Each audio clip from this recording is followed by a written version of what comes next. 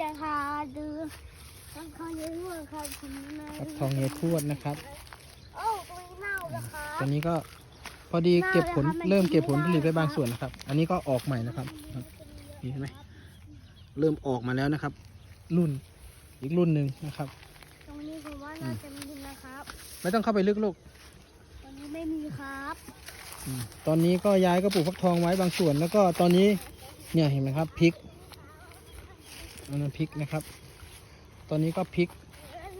ขอบฝั่งนู้นก็ฟักทองนี่เนี่ยพริกครับพริกตลอดทางแนวเดินดูในโลกเดี๋ยวเหยียบของยายทวดนะ ผมว่าน่าจะไปผมว่าน่าจะมี แล้วก็ตอนนี้ก็มะม่วงก็กำลังสวยเหมือนกันครับนะครับ หนูมานี่ลูกเดี๋ยวตกนะเดี๋ยวตกน้ำมานี่ลูก ลูกหนึ่งครับ มานี่ มันเป็นลูกเล็กหน่อยครับ เป็นพาลูกชายมาเดินดูนะครับ ตอนเย็นนะระวังเดินเหยียบของยายทวดนะอย่าเหยียบนะลูก เราต้องเดินแบบนี้นะครับถ้าเป็นร่องแบบนี้ นะครับ โอ้นี่มะเขือครับมะเขือกำลังงามเลยนะครับ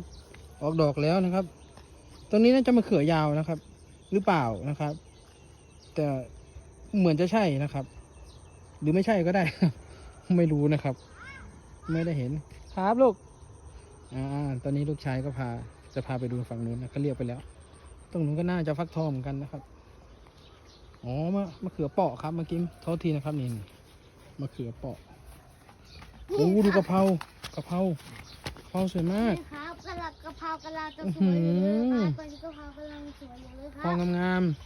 แล้วตอนนี้มะม่วง โอ้โหมะม่วง นี้ก็ใกล้จะออกแล้วนะครับ ๆจะเอาอะไรอีกครับเนี่ยครับ แล้วเพิ่งออกไปลูกหนึ่งครับ ถ้าเกิดว่าไม่มีค่าใช้จ่ายอะไรเยอะนี่อย่างนี้ก็คือแบบว่านะครับ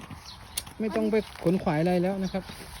เนี่ยครับ อืม เราก็จะมา แปลงต้นหอม ฟักทองกันนะคะว่าตอนนี้ฟักทง อันนี้ก็ผักชี เยอะไหม ผักชีตอนนี้น่าจะ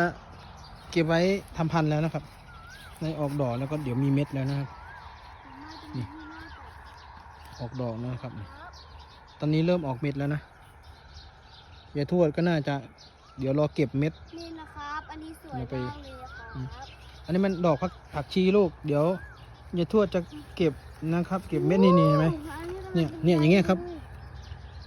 เม็ดของผักชีนะครับ พอถึงเวลานะครับสุกเดี๋ยวก็จะเอาไปพอมันแห้งเราก็จะเอาไปขยายพันธุ์ได้นะครับ ก็เสียดายอยู่นะครับว่า โอเคครับคลิปนี้ก็ประมาณนี้ครับปิดคลิปหน่อยลูก บ๊ายบายครับขอบคุณทุกชมอย่าลืมกด subscribe ด้วยนะคะ กดติดตามให้ด้วยนะครับ กดติดตามให้ด้วยนะคะ ครับสวัสดีครับ